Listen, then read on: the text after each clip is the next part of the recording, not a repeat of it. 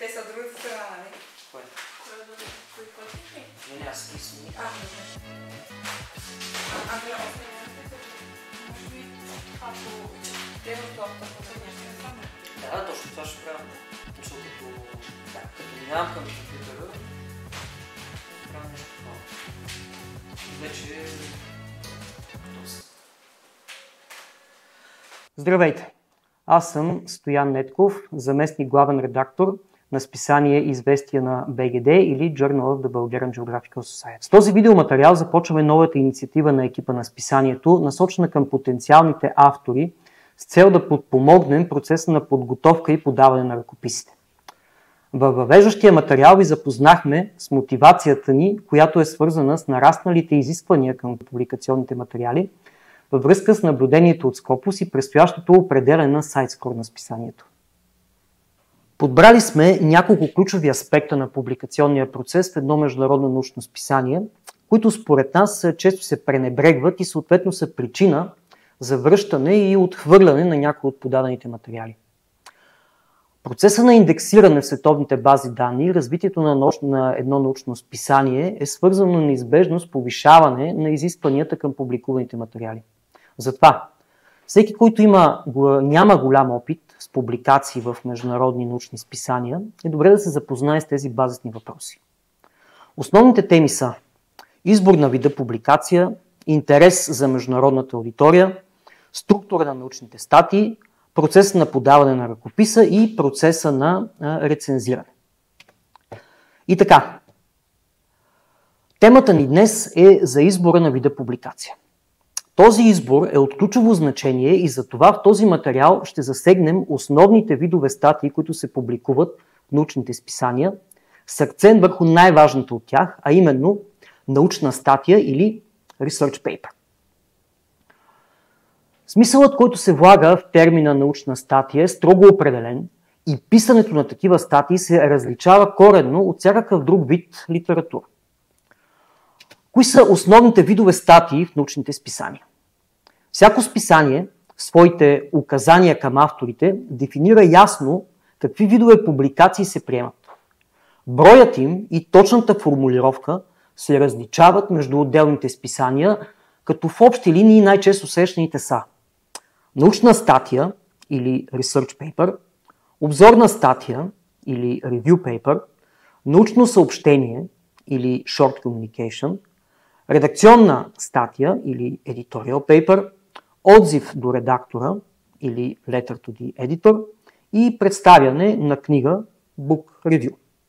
Ще ви демонстрирам това с един пример от авторитетното международно списание Ecological Indicators, в което имам опит като редактор, рецензент и гост-редактор.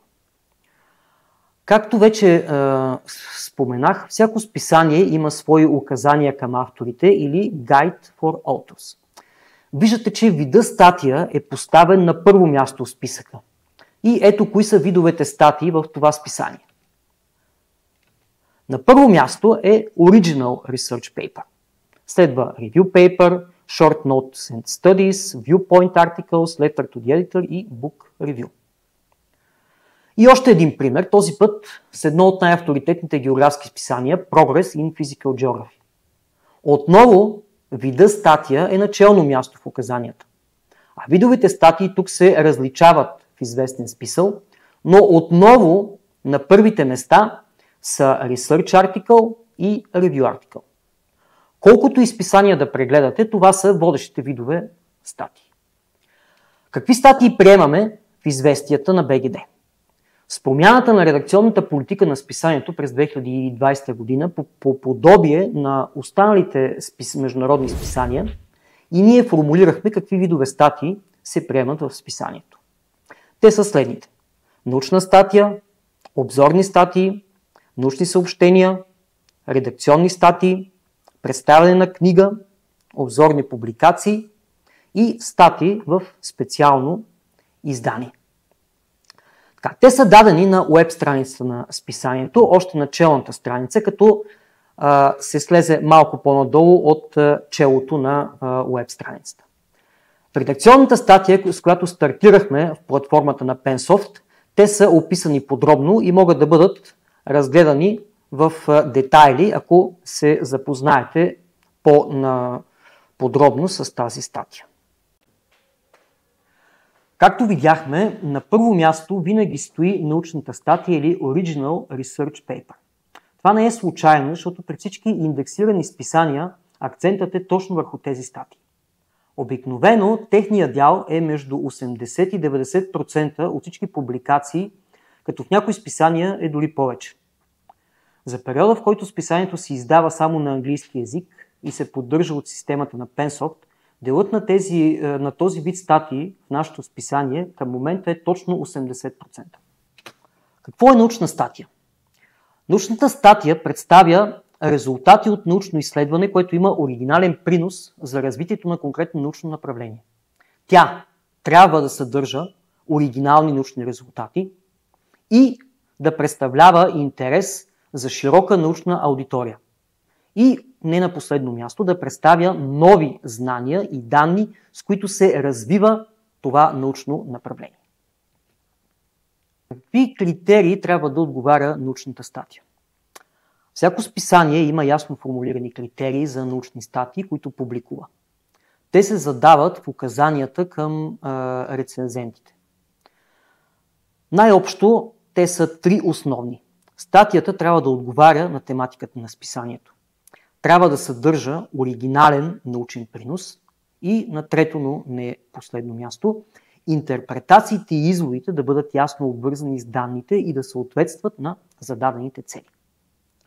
Тук виждате извадка от рецензентска карта на списание Ecological Indicators.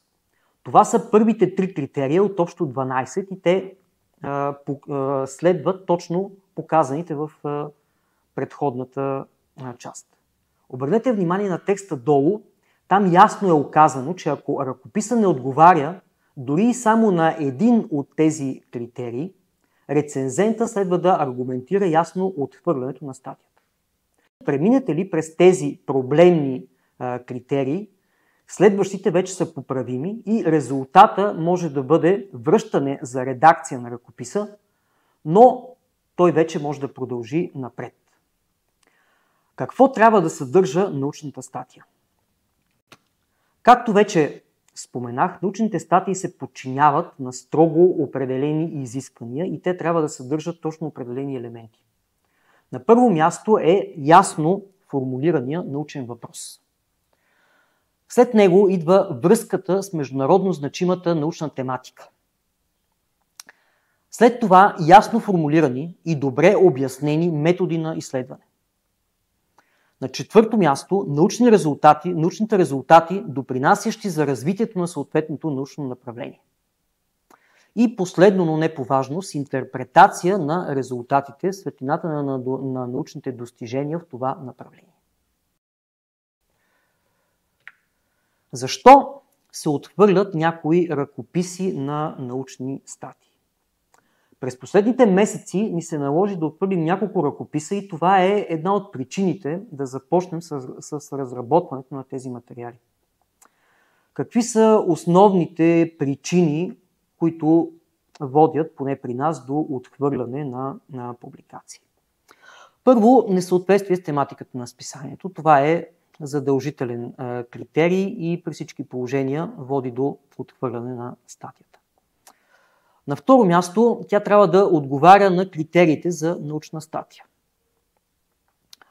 Липсата на оригинален научен принос е също много важен и съществен недостатък, който често води до отхвърляне. Критериите за научна статия са сред най-често срещаните при отхвърляне.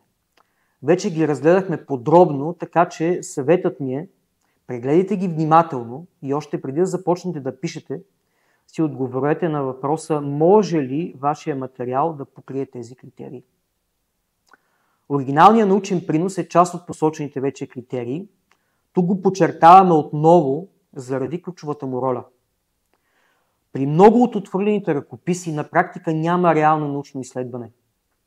Важно е да се подчертая отново, че в научните статии трябва да има научна разработка, а тя в съвременната наука се базира основно на експерименти.